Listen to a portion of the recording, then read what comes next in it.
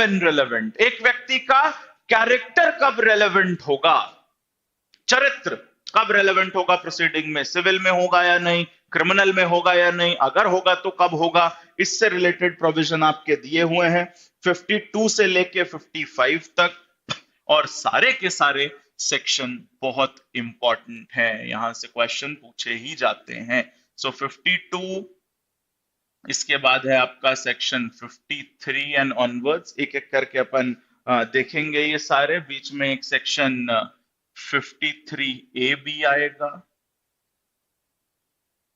उसके बाद है आपका सेक्शन 54, फिर है आपका सेक्शन 55, और ये सब के सब इंपॉर्टेंट है। ठीक, सबसे पहले देखिए, in civil cases character to prove conduct imputed irrelevant. 52 clearly कहता है कि सिविल केसेस में जो कैरेक्टर है वो रेलेवेंट नहीं होगा। In civil cases, the fact that the character of any person concerned is such as to render probable or improbable any conduct imputed to him, जहां उस व्यक्ति का कंडक्ट इंपॉर्टेंट है। सूट में क्या इंपॉर्टेंट है, उस व्यक्ति का कंडक्ट।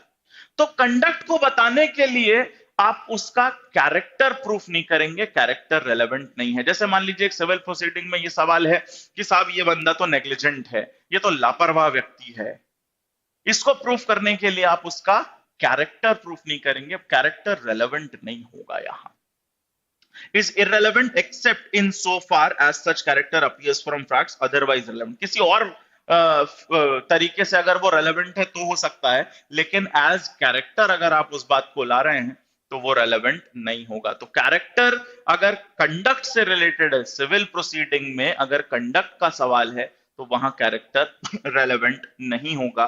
ये 52 है, तो जनरली ध्यान रखिएगा कि सिविल प्रोसीडिंग में जो कैरेक्टर के रेलेवेंसी की बात है तो वो रेलेवेंट नहीं होता अंडर सेक्शन 52। लेकिन सिमिलर कैरेक्टर से ही रिलेटेड, सिविल प्रोसीडिंग से ही रिलेटेड एक और प्रोविजन है, दैट इज सेक्शन 55। इसलिए इन दोनों को साथ देखिए। सेक्शन 55 देखिए, character as affecting damages. In civil cases, the fact that the character of any person is such as to affect the amount of damage which he ought to receive is relevant। अगर मान लीजिए character से जो damage का amount है वो connected है, वो डिटरमाइन करने के लिए अगर कैरेक्टर इंपॉर्टेंट है तो कैरेक्टर रेलेवेंट होगा।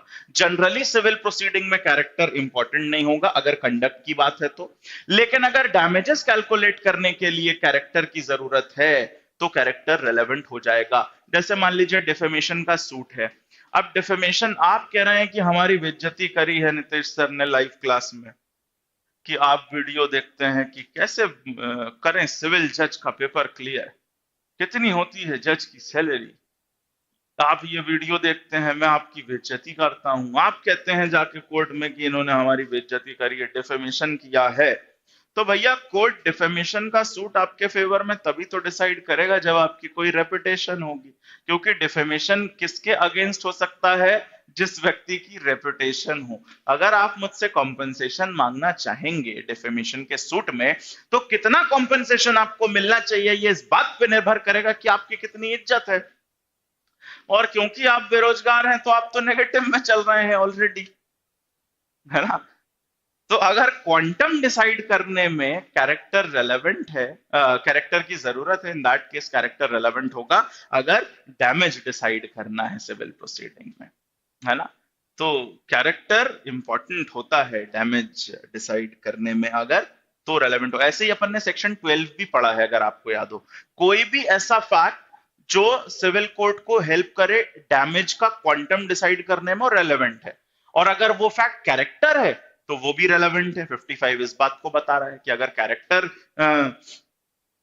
रेलेवेंट है कहीं damage, amount of damage calculate करने में, या अमाउंट ऑफ डैमेज को अगर अफेक्ट कर रहा है आपका कैरेक्टर, तो वो कैरेक्टर सूट में रेलेवेंट हो जाएगा। इसीलिए दो सिविल प्रोसीडिंग की बात कर रहे हैं, इंपॉर्टेंट है।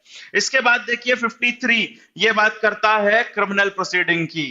In criminal cases previous good character relevant. Criminal cases में प्रीवियस गुड कैरेक्टर रेलेवेंट होता है। यहां लिखा है in criminal proceedings the fact that the person accused is of a good character is relevant. अगर आपके अगेंस्ट कोई क्रिमिनल प्रोसीडिंग चल रही है और डिफेंस लॉयर, आपका जो वकील है, आप अक्यूज्ड हैं और आपका जो वकील है अगर वो ये प्रूफ करना चाह रहा है कि साहब ये तो बढ़िया व्यक्ति है और इसका आप पुराना कंडक्ट देखिए, इसका कैरेक्टर देखिए, ये तो पढ़ने लिखने वाला छात्र है, ये तो जुडिशरी की तैयारी कर रहा है, ये तो एस्पिरेंट है, ये रोज बैठ के यूट्यूब पे स्ट्रेटेजियां देखता है कि कैसे एग्जाम करा जाए, तो ये कैरेक्टर रेलेवेंट होगा। कब होगा? अगर गुड कैरेक्टर बताया जा रहा है कि ये बढ़िया व्यक्ति है। गुड कैरेक्टर रेलेवेंट होता है क्रिमिनल प्रोसीडिंग में जहां पर्सन अक्यूज्ड हो उसका।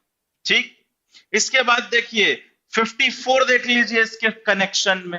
53 भी उसी क्रिमिनल से रिलेटेड है लेकिन 54 कनेक्टेड है, इसलिए उसको पहले देख लीजिए। 53 क्रिमिनल गुड कैरेक्टर और फिर 54 क्रिमिनल की ही बात करता है। 54 कहता है previous bad character not relevant accept in reply. 53 ने कहा कि प्रीवियस गुड कैरेक्टर रेलेवेंट है। कैसा कैरेक्टर? Good character. अगर अक्यूज्ड है और उसका गुड कैरेक्टर प्रूफ किया जा रहा है तो वो रेलेवेंट है, वो कर सकते हो आप। ठीक, लेकिन 54 कहता है कि साहब बैड कैरेक्टर आपको प्रूफ नहीं करना है। बैड कैरेक्टर ये नहीं आप कि मान लीजिए आपको अक्यूज बना के ले जाया गया किसी क्रिमिनल केस में, वहां प्रोसिक्यूशन ये प्रूफ नहीं करेगा कि साहब ये तो है ही लुच्चा लपंगा, इसका तो कैरेक्टर ही बैड कैरेक्टर आप प्रूफ नहीं कर सकते। बैड कैरेक्टर रेलेवेंट नहीं होता जनरली, लेकिन बैड कैरेक्टर कहां रेलेवेंट हो जाएगा?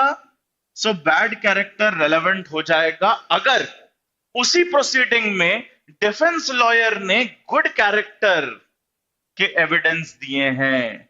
इन that case bad character proof किया जा सकता है। देखिए 54 में लिखा है in criminal proceedings the fact that the accused person has a bad character is irrelevant. Generally ये इररेलेवेंट है कि अक्यूज बैड कैरेक्टर का आदमी है, लेकिन आगे लिखा है unless evidence has been given that he has a good character in which case it becomes relevant. सीधे अगर मान लीजिए प्रोसिक्यूशन सीधे इस बात के एविडेंस देना चाहता है कोर्ट में कि साहब ये जो अक्यूज्ड है ये चोर उचक्का व्यक्ति है और इसका कैरेक्टर ही खराब है, प्रोसिक्यूशन अपने से नहीं दे सकता। हाँ, लेकिन अगर by the virtue of section 53 अगर डिफेंस ने इस बात के एविडेंस दिए हैं कि नहीं साहब ये अक्यूज बहुत नेक शरीफ व्यक्ति है, इन दैट केस प्रोसिक्यूशन के पास भी अधिकार आ जाएगा कि वो आपके बैड कैरेक्टर के भी एविडेंस दे सकता है। इन दैट केस बैड कैरेक्टर जो है वो रेलेवेंट हो जाएगा एंड नॉट अदरवाइज। ठीक, इसके बाद एक्सप्लेनेशन भी इंपॉर्टेंट है 1 and 2। एक्सप्लेनेशन 1 कहता है this section does not apply to cases in which the bad character of any person is itself in a fact and issue. अगर वो बैड कैरेक्टर अपने आप में फैक्ट एंड इशू है तब तो भैया वो रेलेवेंट होगा ही होगा। A previous conviction is relevant as evidence of bad character. और बैड कैरेक्टर के एविडेंस अगर आपको देना है तो प्रीवियस कन्विक्शन दे सकते हैं।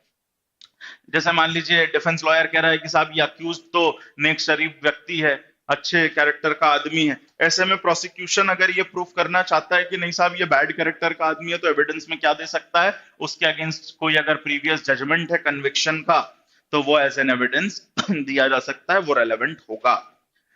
इसके बाद देखिए 53A, this is very very important. 53A जो है ये बहुत ज्यादा इंपॉर्टेंट प्रोविजन है अपने आप में।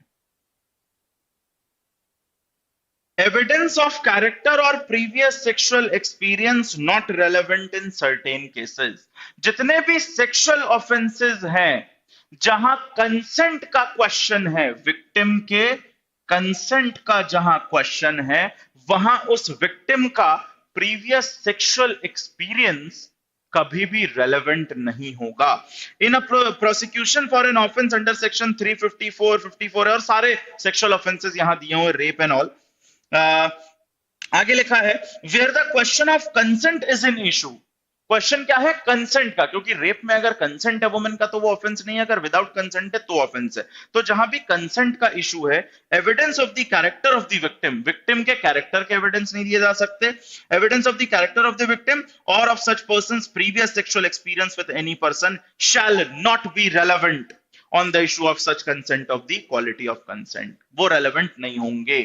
तो सेक्सुअल ऑफेंसेस में विक्टिम का कैरेक्टर या प्रीवियस सेक्सुअल एक्सपीरियंस रेलेवेंट नहीं होगा जहां कंसेंट का क्वेश्चन है। अगर आपने पिंक मूवी देखी है तो आपने ये चीज देखी होगी कि इस बात से वहां पे जो अमिताभ बच्चन जी वकील बने हैं वो यही प्रूफ करना चाहते हैं कि भैया प्रीवियस एक्सपीरियंस कुछ भी हो इससे मतलब नहीं है। प्रोसिक्यूशन के पास ये अधिकार, सॉरी डिफेंस लॉयर के पास ये अधिकार बिल्कुल नहीं होगा कि जहां रेप का अक्यूज्ड है कोई तो वो विक्टिम के ऊपर ही एलिगेशंस लगाएं कि ये तो इसी तरीके की है ये वुमेन, या इसके तो पहले भी सेक्सुअल एक्सपीरियंस ऐसे रहे। ये सब रेलेवेंट नहीं होगा, इसके आप एविडेंसेस नहीं देंगे। ठीक, तो ये रेलेवेंट नहीं होगा और कोर्ट बिल्कुल मना कर सकता है कि भाई साहब ये चीज रेलेवेंट नहीं है, इसीलिए आप इसको प्रूफ नहीं करेंगे।